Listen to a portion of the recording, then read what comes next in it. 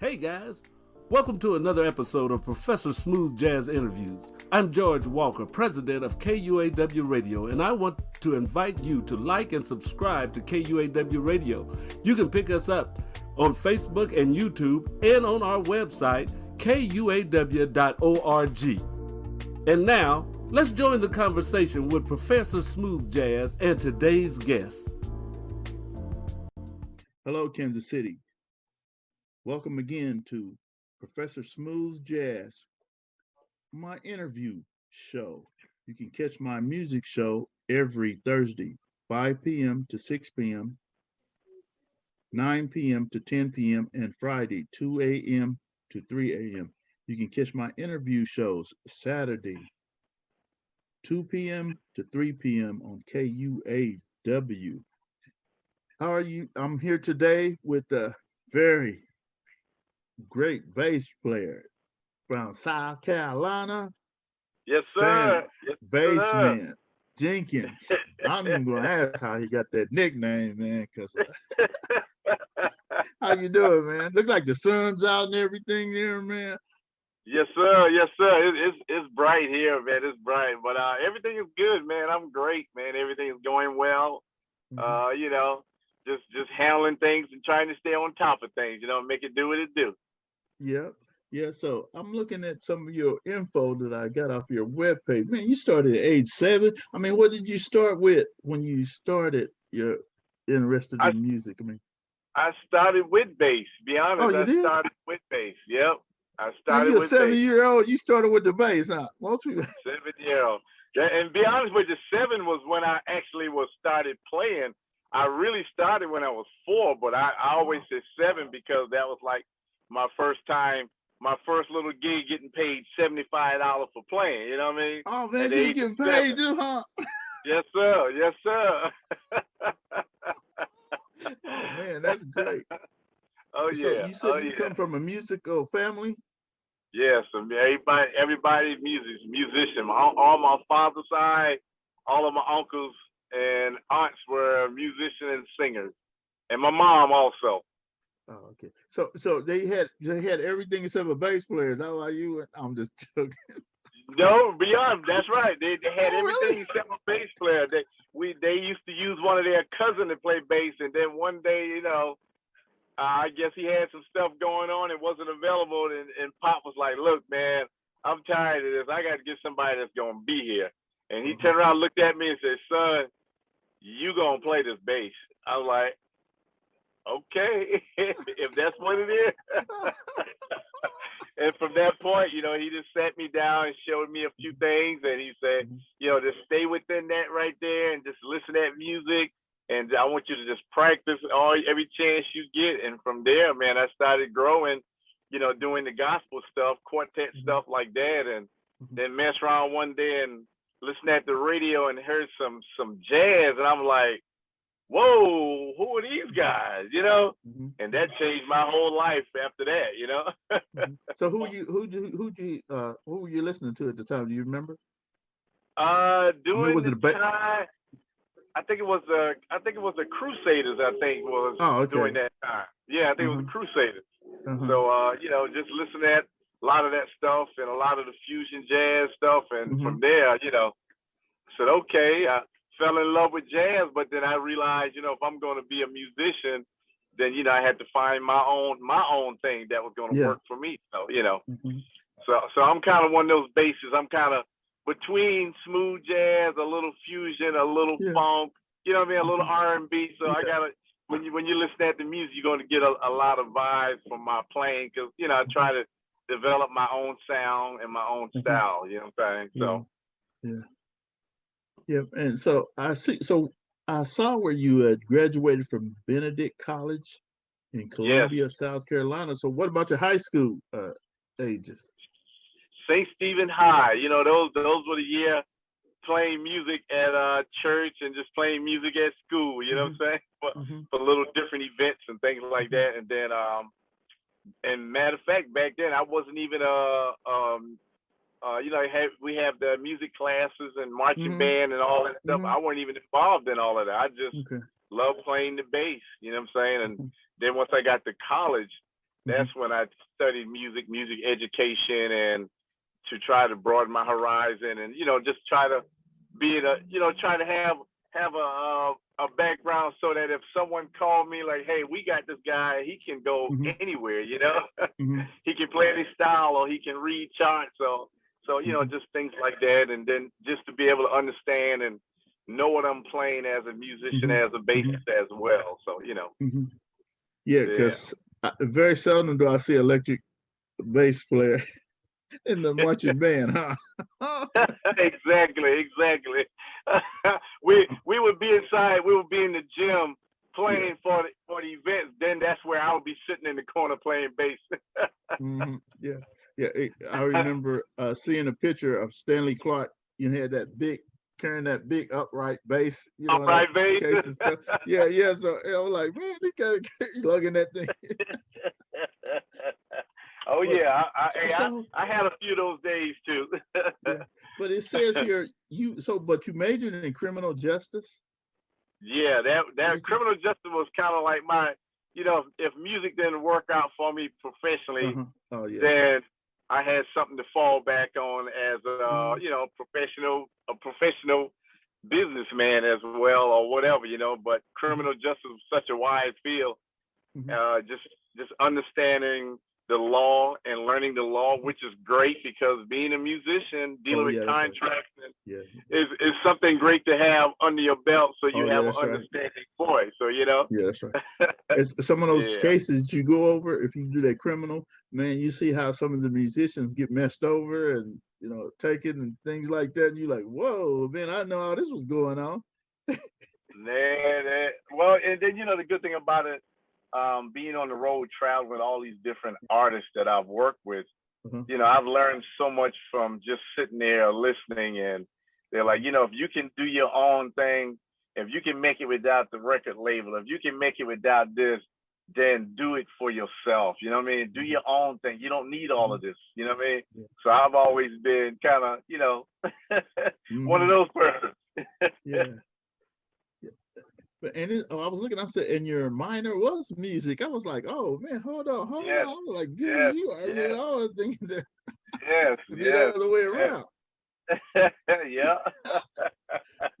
So. But then in the end, I turned it back around and went with the music. But I still have, my my degree in criminal justice as well too. So Yeah, that's good. Yeah. So it said that you spent many years in the renowned Benedict Gospel Choir. And recitals at USC School of Music. Yes. And you did some with the South Carolina Philharmonic Orchestra? Yes, the whole crew. So what were you playing with the orchestra? Well, when we have different events going on, it would have the whole orchestra playing. So I was the bassist, but yet we had a full orchestra, man. It was. But you can't play it. Beautiful. You can't thump and play like you were playing on your CD, right? Well, unless they call you for a solo or something like that. Oh, okay.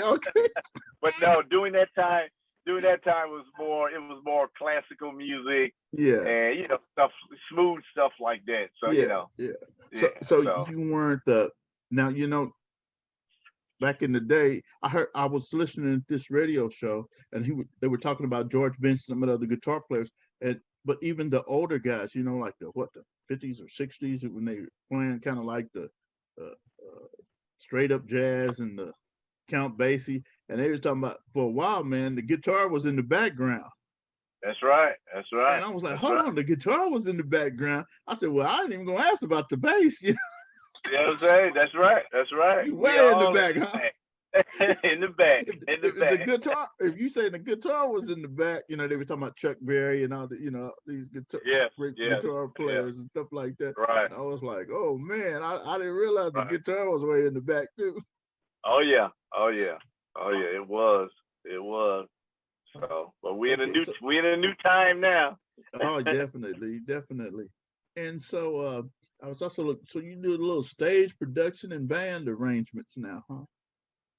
Oh yeah. I used to travel with Marvelous Entertainment out of Los Angeles, California. He did a lot of stage production, so I was bassist with the crew, and also music director as well too. So yeah, doing all the drama stuff like how Tyler Perry do and all that stuff.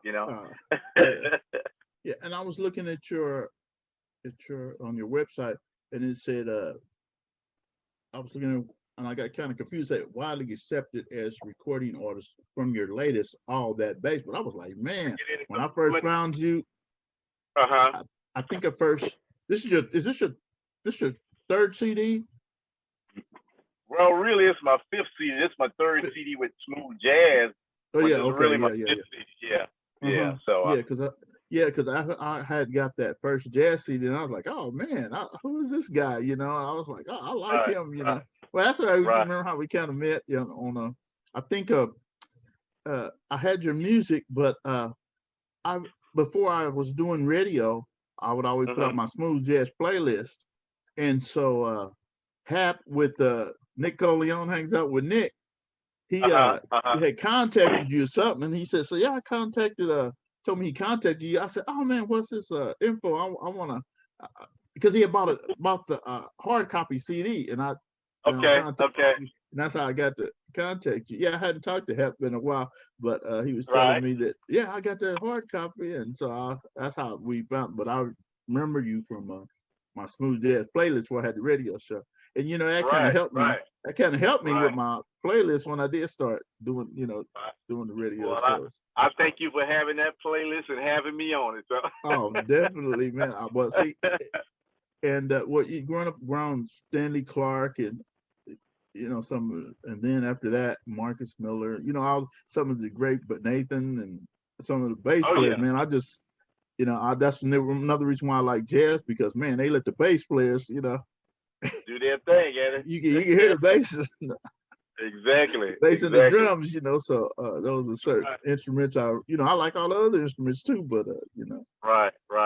So have you met Julian he's Julian and Blair from here? Yeah, I met Julian. Let me see, because I got a picture of me and Julian. We go to the NAMM show every year in California. Before, matter of fact, when Julian was just kind of breaking out, that's when I met Julian. So it's been a while since I've seen him now. So, but I see him getting around doing a lot of performances. I'm happy that things are working out for him. That's awesome. I'm proud of it. Yeah. And for bases, that looks good, because that shows you that bass players are not playing anymore. We're real about this game. Oh yeah, and they're looking for you too. Right. Exactly. Yeah, so and Blair's from here too. Okay. Yeah. Okay. I've seen his stuff and too. I think they said Jacob Webb. I think he's from Kansas though, Wichita, somewhere like that. Yeah. Okay. Yeah, so we're not as big as South Carolina, East Coast and West Coast jazz. That's all right. That's all right. Hey, we got to come from here. That's all right. Hey, that's all right. It's enough to go around for all of us. So I'm not hating on nobody. I'm not hating on no city. You know what I mean? All I want to do is be able to get to the city and do something. Yeah. So how did you? So when you first started playing, is there a certain type of guitar, bass that you have to use to? What you play? Six or you play six? Yeah, I play a six string. Yeah. Yeah. So now when you dump it, and man, I mean, I saw your little one of your videos too. I said I gotta check him out to see how he's doing all this. Yeah, I get a lot of calls about that, man. But my thing is, everybody has a preference of what instrument they like, the style, what bass to feel. Me, I just like the six string, the big body bass, because it just looks good on stage, and then it kind of mesmerizes people to see my style of playing and how I play. It kind of mesmerizes people to see, like, oh my God, how are you able to play that big bass and do it like that? So it's kind of fun seeing that. I know now a lot of the jazzers, they are going back to the fourth string, playing like the tenor bass, and that's cool. That works for them. That's the style they like, and not knocking it. You know, that's just not my style. Yeah. And I'm trying to think of this guy, man. Ye Claiborne or something like that. Man, he plays different basses with more strings than 7. I was like, I think they had some 12 strings or something. I was like, whoa. Oh yeah. We got the 7, the 8, the 9, the 10, the 12 stringers. You know what I mean? But it's all in what you like, man. You know what? Whatever works for you and your style or what you're trying to do. And if you can master it and, you know, you can win people over with it, hey, that's your niche, go with it. You know what I mean? It's not mine though, you know what I'm saying? But if that if that worked for them. Yeah, because Anthony Crawford, now he I think he uses one of those 4 strings. On some of the he uses. Have you met Anthony Crawford? I've never met him, but I've seen him one time from a distance, but never had the opportunity to say, hey, you know, so did speak with him.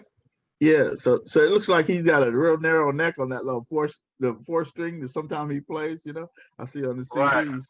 Yeah. Right. And you know, Stanley, and a lot of people go ahead. I said now Stanley, he didn't have the bass, the basses that they make now. No. That you guys had. So was they still using those heavy metals strings? Oh yeah, the Olympic bass and all that. They still out there. Oh yeah, they still out there. So they said something about he had to bend the neck or something like that to, you know. Yeah, I mean, it's a lot of little tricks you can do. You know, you can't bend by so much, but you get a little bit out of it. Yeah, you know what I mean? Yeah. So everybody got their little niche and little style and little things we do as a bassist. So, you know, whatever can make the audience, make the audience move, you know what I mean? So when I was looking at your video, you had a lot of young guys playing with you. I can't remember which song that was. I think it was All That Bass. It was All That Bass. All That Bass, yeah. You had a lot of young guys with you. Okay. I said, oh man, these guys are good. I said, they're young too. Yeah, man. They look like they're younger than 25 years old. Oh yeah. Matter of fact, the drummer weren't even 25. Let's see what Calvin was. Calvin, I think, was 22, 23. Yeah, that's what I was. I was just giving the benefit of the doubt, but I was like, man, these guys look like they still in college. Oh yeah, they young. Oh yeah. But they were good. Oh yeah. Good. So man, I'm looking at this and so man, you got all Mr. Walker's people that he plays. Like you open for Ramsey Lewis. He was just talking to me about Ramsey Lewis when I was putting my show in last Thursday, and he was playing some old Ramsey Lewis and trying to ask me all these questions. I was like, man, I remember them songs, but I don't know if I can remember all them names, man. Patti Austin, Kenny G, Patti Labelle. And you say this John Valentino, formerly of the Whispers, man, that's all Mr. Walker's people. Yeah, he's a saxophonist from the Whispers, yeah. Oh man. Oh yeah. So you, what is it? And Angelica Christie? Angelica Christie, she's out of Atlanta. She's a smooth jazz gospel saxophonist. I know. She's I have awesome. like 5 or 6 of her CDs. Yeah, I don't know who that is. Yep. Man, Ashford Simpson, man. Awesome. All these people you got on here, Mr. Walker was asking me questions about them. Asked me about Morris Day and Levert, and he was asking me about all. Oh yeah. It when you naming them names like that, it's just telling on me. That's all. It's telling people my age. That's what it is. Man, you young looking. I don't know what you're talking about. I was like, man, he about 2 years younger than the rest of them band members, somewhere around at 27 somewhere. That's funny. That's why he's hanging out with all them young people, all the young people. All the young people. Oh yeah.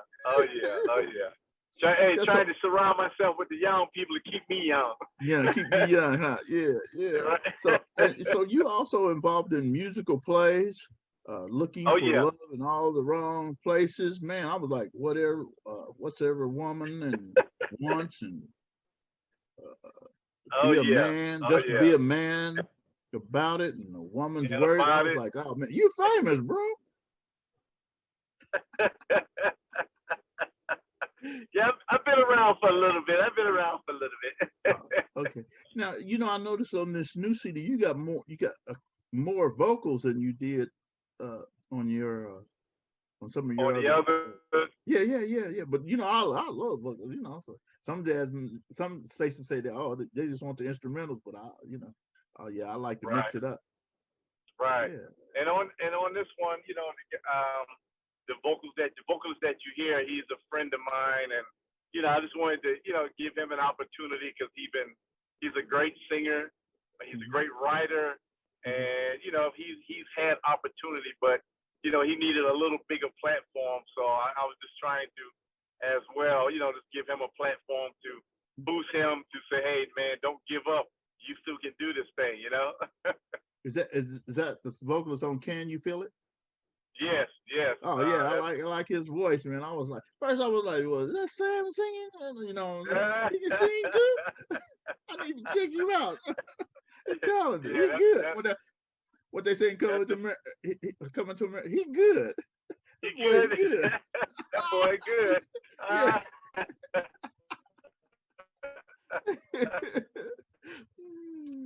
Yeah. So. So So far, I think I spun 3 of the songs on your new CD. Okay. I think I started with All That Bass, and then I played another one. I can't remember the other one I played. And okay. Yeah, and then I'm on the Can You Feel It? I'm trying not to jump the gun on you, but sometimes I say, man, I gotta play this one too. This one good too. Oh man, I'll wait for it. Hey, just do what works for you and do what works for smoothjazz.com, whatever they send it out, you know what I'm saying? Yeah, I know. Yeah, sometimes I see something on. I go to Amazon. See it. Sometimes I see something. And I was like, I already got that. I didn't know y'all was going to feature that on this date. But Amazon had it for sale, so I picked it up. That's right. So what are your other plans? I mean, I know you got this new music out now, and well, while all that bass is in the mix and turning right now, I'm collaborating with a new friend, and she's a great vocalist and an awesome musician, and she's a Filipina. I said Filipina. She's from the Philippines. Yeah.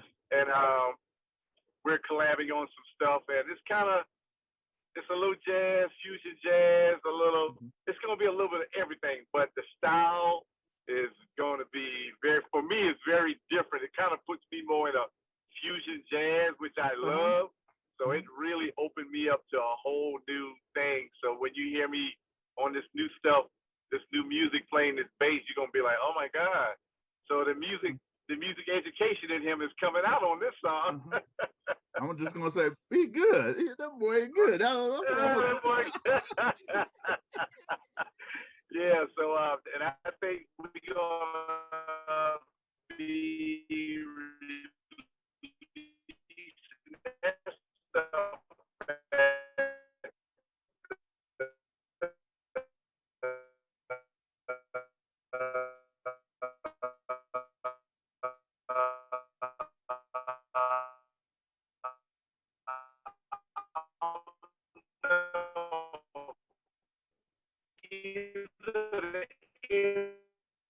Must be in a bad area. I didn't lose you, did I? Yeah, we kind of in the bad. You probably were in a bad area. Were you expecting a sunny Firely on here too, Rick? Not today. Oh, you got to tell him. Yeah.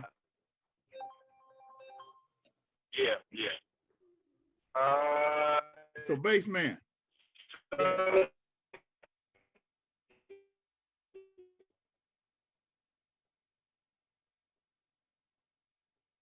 So, hey, that was an interview with Sam Bassman. I think he got kind of in a bad area, but I'm trying to keep this close to Pacific time so we can do two interviews on my show Saturday, 2 p.m. to 3 p.m. We're on a catch up, but we're doing two. We're about getting there to where Mr. Walker's about to catch up. So you guys have a nice week. Hey, Sam, we were losing you there. Yeah. So I was just telling them we're trying to keep this close to about 30 so we can do two shows on my hour show, 2 interviews. Okay. And so, man, thanks for taking this time, short notice and everything. But hey, we got it together. And hey, you stay cool and keep playing that bass. I'm gonna look forward to hearing you on your new stuff. And you still got some more songs that I need to check out. So. CD. Yeah. You got to, man. You got to. All righty. So you never did get a chance to pull over, did you? No. All righty. Well, hey, you have a nice day. Yes, y'all do the same, and thank you for this. And make sure you check your email for those radio drops. I just saw. Y'all got good fishing up there? Oh yeah. Oh man, we got the lake for you here, buddy. Didn't you see that message I sent you about Mr. Walker hadn't caught the big one yet? I started laughing when I see it. I failed to mention about the canoe. And then I told him, I said, then we started talking about you can't put a canoe out on the ice. He said, how come? I'm like, can't. He said that way if the ice break, I'll already be in the canoe. Correct. Yeah, when I saw it, I started laughing. I said, oh, y'all tripping here. All righty. That's funny. All righty. All right, y'all be good and thank you for everything, man. You too. All right. All right. Take care, man. All right. Okay. Bye-bye.